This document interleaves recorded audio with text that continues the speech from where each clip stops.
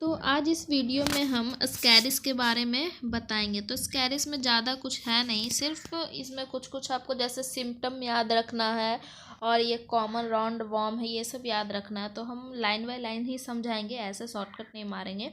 और मेरा 4 लेक्चर और अपलोड हो चुका है ह्यूमन हेल्थ एंड डिजीज़ का। वो चारों लेक्चर देखने के बाद आगे वाले लेक्चर में आए तो और बेहतर समझ में और अच्छे से समझ में आएगा, ठीक है। तो इसमें हम डिस्कस कर दें, कोई भी प्रॉब्लम हो तो हमारे टेलीग्राम चैनल है, उसका हम लिंक आपको डिस्क्रिप्शन बॉक्स में दे देंगे। आप वहां से ज्वाइन करके मेरे टेलीग्राम पे चैनल पे आके आप हमसे डिस्कस कर सकते हैं। अगर कहीं भी कोई भी वर्ड लाइन किसी भी चीज़ में प्रॉब्लम हुआ हो या हम बता नहीं पाए हो, छूट गया हो, तो आप डिस्कस कर सकते हैं, ठीक है।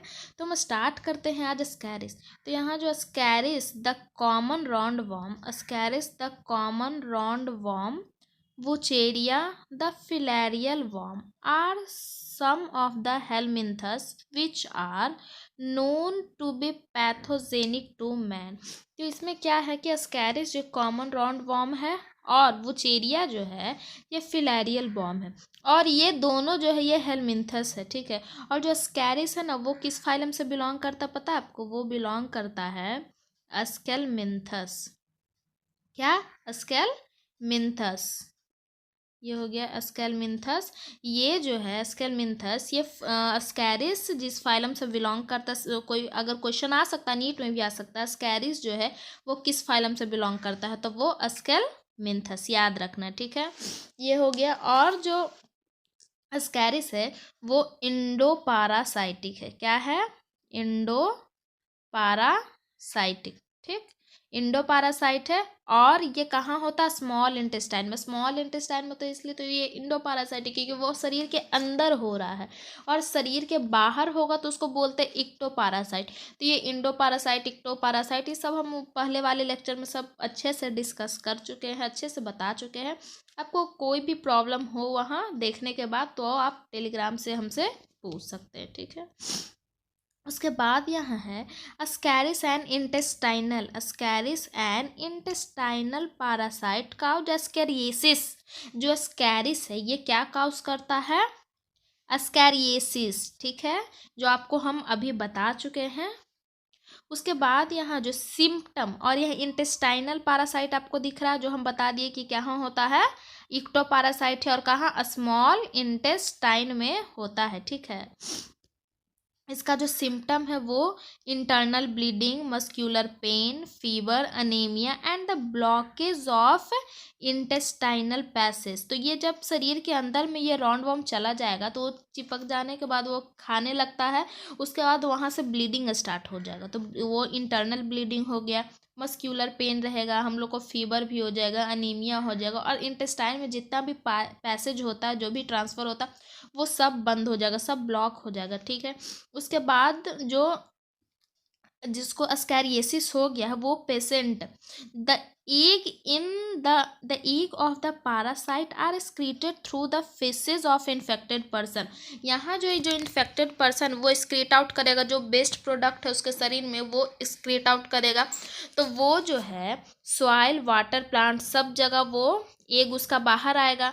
तो क्या होगा ना कि जो हेल्दी पर्सन है वो जब वेजिटेबल या फिर वाटर, फ्रूट अगर पीता है कहीं भी अनहाइजीनिक जगह पे, और मतलब कहने का मतलब जो जैसे कि खेत से क्या होता है, हम लोग का साग सब्जी खेत से ही आता है, फल वगैरह भी आता है, तो अगर उसको बढ़िया से धोकर अगर आप नहीं खाइएगा तो वो आपके शरीर में तो इन्फेक्ट ही नहीं करेगा। अगर ऐसे खाइएगा तो वो जो एग वहाँ ले किया होगा, वहाँ जो बाहर निकाला होगा, जो बाहर निकला होगा एक्सक्रीटरी प्रोडक्ट के द्वारा, तो वो हमारे शरीर के अंदर जाएगा। तो किसके थ्रू अंदर जाएगा? तो वाटर, वेजिटेबल, फ्रूट, इटेसी और भी बहुत मीडियम है जिसके थ्रू वो अंदर जा सकता है। इतना यहाँ हमारे एनसीईआरटी बुक में एग्जाम्पल के तौर पे दिया हुआ है, ठीक है। तो ये पूरा स्कैरिस के बारे में था, और जो बुक में नहीं लिखा वो हम लिख चुके हैं और हम बोले भी हैं, तो उसको आप कॉपी में नोट डाउन कर लें कि आपको याद रहे, ठीक है।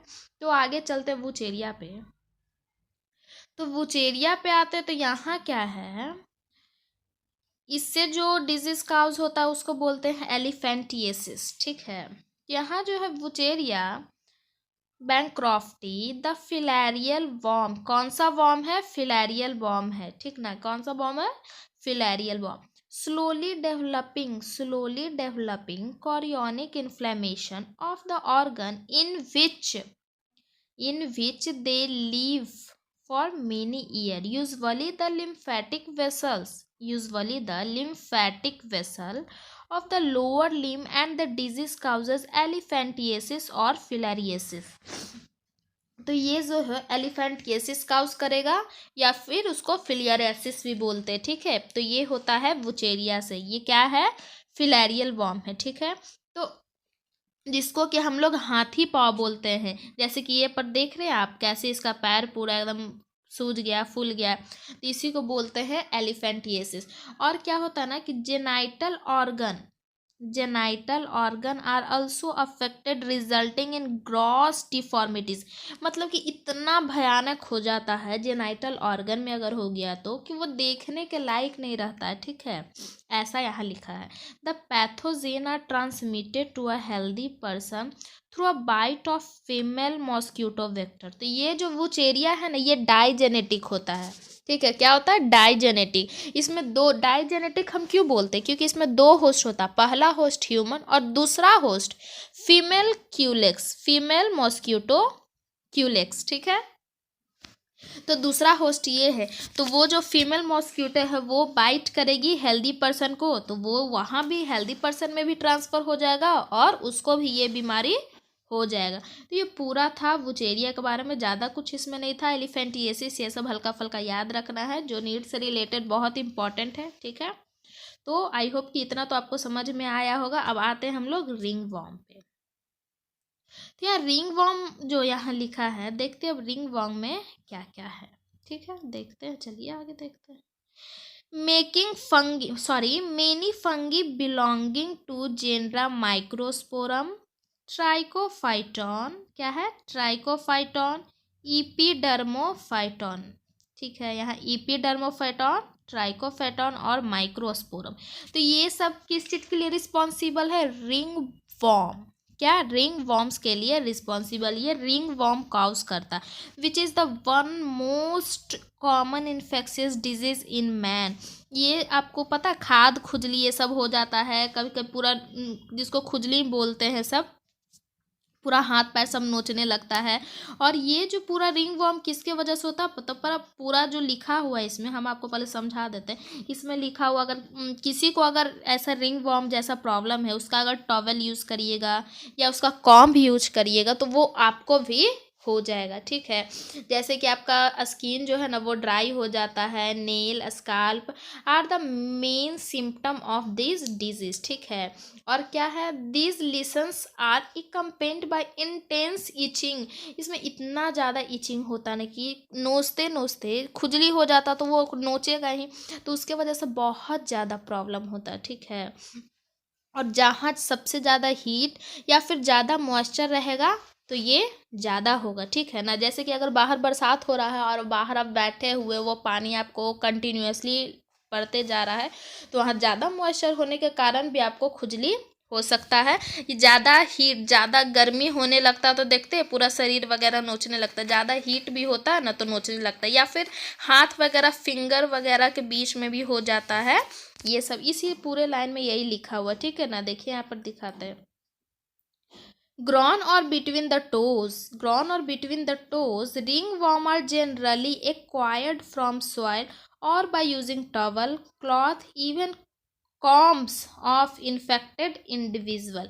इसलिए ये सब आपको देखना, कोई किसी को अगर रिंग वॉर्म है तो उसका टॉवेल यूज़ ना करें, अपना अलग टॉवेल रखें, कंघी यूज ना करें, ये सब से बचना है, ठीक है, वरना फिर किसी को भी हो सकता है अगर इन्फेक्टेड पर्सन का यूज़ करें।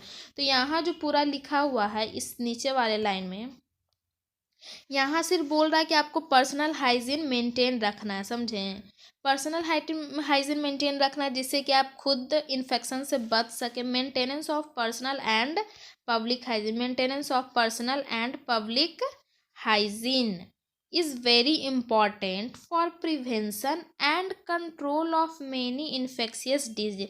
ये सबसे अपने आप को बचाने के लिए आपको पर्सनल हाइजीन मेंटेन करना है। कहीं बाहर में ज़्यादा ना खाएं, पीरियड के दौरान अपना पूरा क्लीनिंग का ध्यान रखें और वाटर को ज़्यादा जमा करके ना रखें, पानी को साफ़ करते रहें। ठीक है, टंकी वगैरह होता है पानी का, वो सबको साफ़ करते रहें, वरना वो सबसे भी इन्फेक्शन हो जाता है। ठीक है, जैसे कि एयरबॉर्न डिजीज में आप देख लीजिए, निमोनिया, कॉमन कोल्ड, ये सब क्या हो जाता है, एयरबॉर्न डिजीज। अगर कोई खांस दिया तो उसका जो निकलेगा मुंह से ना, वो अगर आप साथ में बैठे हैं तो आप उसी टाइम आप भी तो स्मेल कीजिएगा, तो वो ड्रॉप आपके अंदर चला जाएगा तो आपको भी हो जाएगा। तो ये सब कुछ एयरबॉर्न डिजीज है जो पहले वाले वीडियो में हम डिस्कस कर चुके हैं, आप उसको एक बार देख लीजिएगा। ठीक है, ये पूरा पर्सनल हाइजीन के बारे में यहाँ था। उसके बाद जो है इसमें, उसके बाद का जो टॉपिक है वो देख लेते हैं एक बार क्या लिखा है। तो इसमें for disease such as malaria, filariasis are transmitted through insect vector.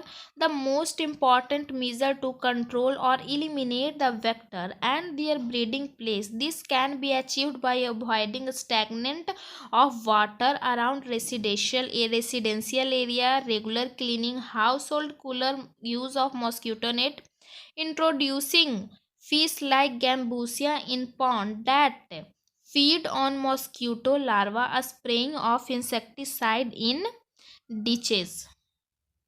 ठीक है, उसके बाद draining area swampy. In addition door window should be provided with wire mesh to prevent the entry of mosquito. Such precaution have become more important especially in the light of recent widespread incidence of the vector-borne Aedes mosquito disease like dengue, chikungunya in many part of India। तो इसमें पूरा ये बोल रहा है कि आप अपना, जैसे कि मलेरिया जानते हैं, फिलेरियोसिस जानते हैं, ये सब इंसेक्ट वेक्टर से ये लोग फैलता है। ठीक है, तो क्या करना है, जैसे कि आपके घर में कूलर है तो उसमें ज़्यादा दिन पानी भर के मत रखिए। अगर आज पानी आप भरे कूलर में तो उसको आज ही यूज कर लीजिए। ठीक है, वरना उसमें जो मॉस्किटो आएगा, फिर वो लार्वा वो अपना करेगा, तो उसके बाद क्या होगा कि पूरे घर में बीमारी तो फैलेगा ही, फिर धीरे धीरे वो मॉस्किटो पूरे घर में घूमेगा। अगर आपको बाइट कर लिया तो फिर वो बीमारी आप में भी फैल सकता है। इसलिए अपना पर्सनल हाइजीन कैसे मेंटेन करना है, सोने समय मॉस्किटो नेट यूज़ करिए। जो खिड़की वगैरह उसमें जाली, वायर में से यहाँ बोल रहे हैं, जो जाली होता है वो सब लगाइए, जिससे कि मॉस्किटो घर में ना आ सके। और मॉस्किटो लार्वा जो हो, गैम्बूसिया एक फिश होता है। ठीक है, जो पॉन्ड में मॉस्किटो लार्वा को खा जाता है। ठीक है, इसके कारण एक बहुत, गैम्बूसिया के बारे में हम पहले वाले वीडियो में डिस्कस कर चुके हैं। ये जो गैम्बूसिया मछली है, ये मॉस्किटो लार्वा को खा जाता है, जिसके कारण फिर मॉस्किटो कम हो जाता है। ठीक है, तो ये बहुत इंपॉर्टेंट है नीट के व्यू से। तो यहाँ हम रेड से अंडरलाइन कर रहे हैं गैम्बूसिया को, इसको याद रखिएगा। ठीक है, या इसको कहीं नोट डाउन कर लीजिए, बहुत इंपॉर्टेंट है गैम्बूसिया। ठीक है, उसके बाद फिर इसमें टोटल जो है ना पर्सनल हाइजीन के बारे में ही सिर्फ डिस्कस कर रहा। तो यहाँ फिर देख लेते हैं, advantage of many biological science have made us to effectively deal with many infectious disease. The use of vaccine and immunisation programme. हम लोग के लिए बहुत सब चीज़ के लिए बचने के लिए हम लोग के लिए वैक्सीन बना है। ठीक है, तो जैसे अभी कोरोना के लिए देख रहे वैक्सीन निकल रहा है, तो जैसे कि कोविशील्ड, कोवैक्सीन, ये सब देख रहे हैं आ रहा है, जैसे कि वैक्सीन ही टाइप है ना, वैक्सीन है जो हम लोग ले रहे हैं।